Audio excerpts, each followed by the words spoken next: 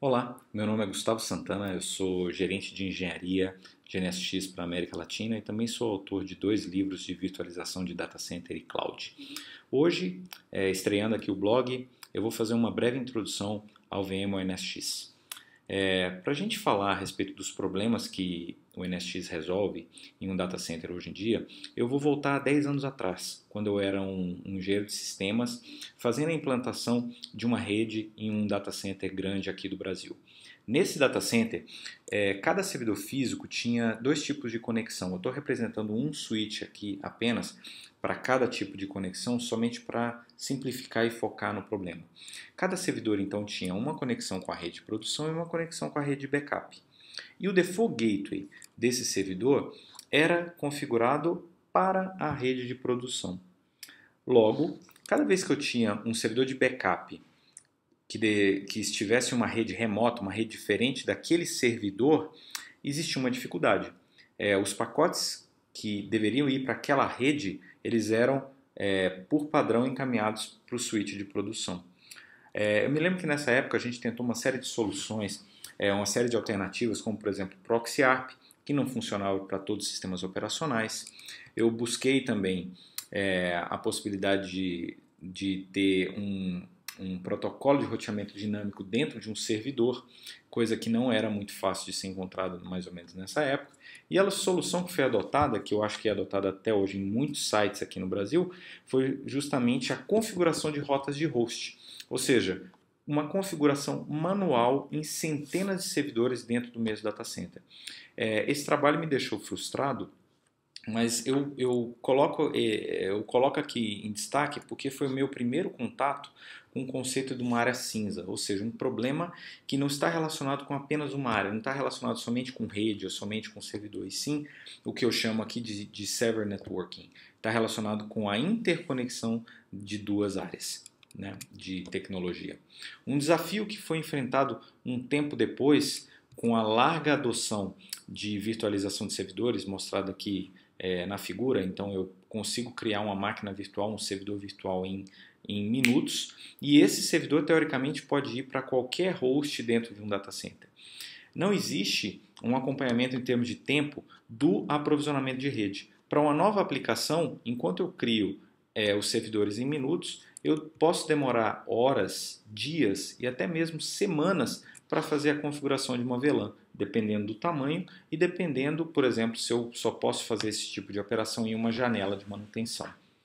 Além dessa configuração um pouco mais difícil de rede por dispositivo e por porta, a gente ainda tem configurações desagregadas como configuração de regras para aquela aplicação nos firewalls de perímetro e configuração de balanceadores para aquela aplicação. Então a gente vê aí uma configuração extremamente distribuída e de difícil coordenação dentro de um data center. Um outro desafio que vale a pena citar aqui como destaque é justamente o planejamento de capacidade de serviços nível 4 a nível 7, como firewall, IPS e balanceamento de servidores, com o crescimento de servidores, de máquinas virtuais dentro do data center. A gente sabe que as máquinas virtuais, pela sua facilidade, elas crescem de maneira bastante acentuada dentro de um data center, de forma que o tráfego entre elas e entre as máquinas virtuais e o mundo externo, se dependem desses serviços, normalmente eles podem esgotar esse serviço, a capacidade desse serviço, que está relacionado não só com banda, mas com conexões simultâneas, etc. Então a gente vê que clientes muitas vezes são obrigados a segmentar a rede e adquirir novos appliances para conseguir suprir essas necessidades, ou mesmo fazer uma nova RFP, fazer uma nova compra de um firewall, de um IPS maior, um balanceador maior para aquela estrutura de data center, né? E um desafio de arquitetura de rede data center, que eu sei que várias empresas aqui no Brasil enfrentam, né, é justamente a migração que foi proposta pelos fabricantes do Spanning Tree para um ponto que eu estou chamando genericamente aqui de multi-chassis, onde eu não preciso inutilizar links para evitar loops, né? E eu não fico sujeito a reconvergências de spanning tree, de árvore de spanning tree devido à inserção de um novo switch. Essa transição aqui foi proposta por volta de 2008, 2010 pelos fabricantes de rede e foi até largamente aceitada dentro das estruturas de rede de data center. A gente sabe que essa transição não é uma transição assim imediata. Eu vejo a maioria dos nossos clientes aí enfrentando algo como um ano, ou 10 meses para fazer uma transição desse tipo, mas vários clientes já chegaram nos limites propostos, nos limites associados a topologias multi-chassis. Limites como número de endereços MAC, cada máquina virtual acaba por gastar um endereço MAC, por exemplo, então é muito fácil chegar a um limite de um switch pequeno, por exemplo, ou até mesmo limite de portas dentro de um data center. Então, alguns clientes aceitaram a proposta de fabricantes de rede para ir para o conceito de Fabric, onde todos os equipamentos podem funcionar como apenas um equipamento de rede. E eu posso ter topologias Spine Leaf, onde eu coloco mais um spine se eu preciso de mais banda, ou mais um switch leaf se eu preciso de mais portas. A gente vê, eu particularmente vejo essa evolução proposta como uma evolução em termos de escala e disponibilidade, sim, para a rede de data center. Mas existe um efeito colateral que é justamente a dependência de hardware. Enquanto aqui no Spinning Tree eu tenho teoricamente uma abertura para conectar switches diferentes de fabricantes diferentes ou de plataformas diferentes, no multi-chassis, cada par normalmente precisa ter o mesmo hardware, o mesmo supervisor, os mesmos módulos, o mesmo firmware de switch para funcionar. Enquanto que aqui nas Fabrics, muitas vezes eu preciso de uma única plataforma, nem mesmo plataformas diferentes dentro de um mesmo fabricante podem participar de uma mesma Fabric. Então a gente vê aí um desafio para um arquiteto de rede. Será que eu sigo por esse caminho, aumento a minha disponibilidade, mas eu aumento também a minha dependência de hardware ou de plataforma? Eu fico associado a esse hardware durante um ciclo de redes aí de 5 anos? O NSX é uma proposta alternativa a isso, que tem sido bastante bem aceita no mundo e aqui no Brasil.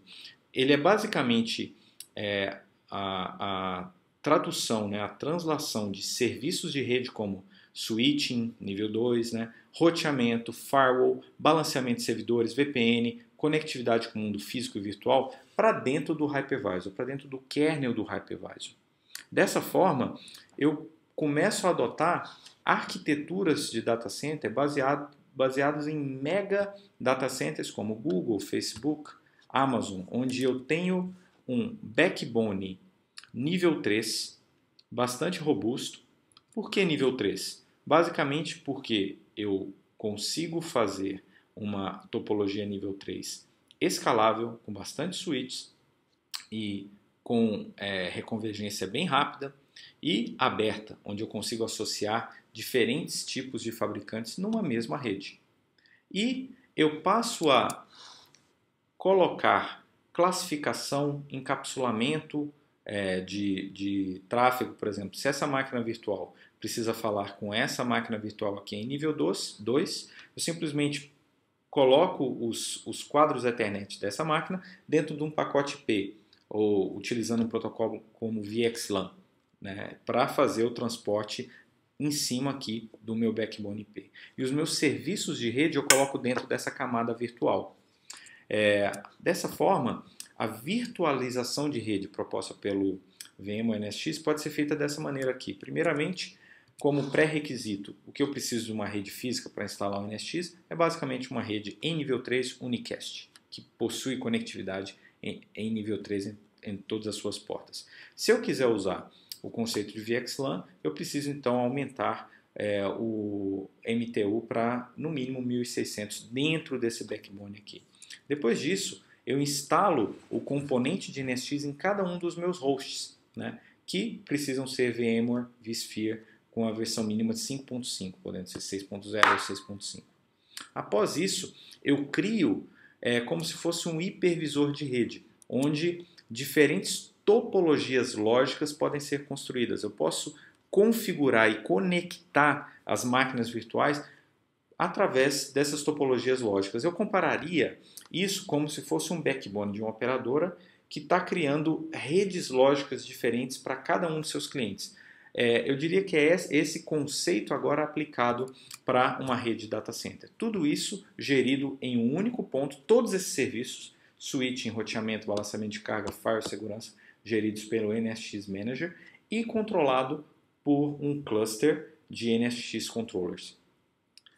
A proposta então do NSX é justamente atuar na área cinza entre três diferentes áreas do data center: virtualização de servidores, segurança e rede. Assim como essas áreas se tornam cada vez mais integradas, o NSX agrega as suas funcionalidades para resolver problemas aqui dentro dessa mega área cinza. Nos próximos posts a gente vai ver vídeos de diferentes casos de uso de NSX, demonstrações de funcionalidades do VMware NSX e muitas outros tópicos relacionados com o VMware NSX. Já agradeço a vocês bastante pela atenção, um abraço e nos vemos aí nas próximas semanas. Tchau, tchau.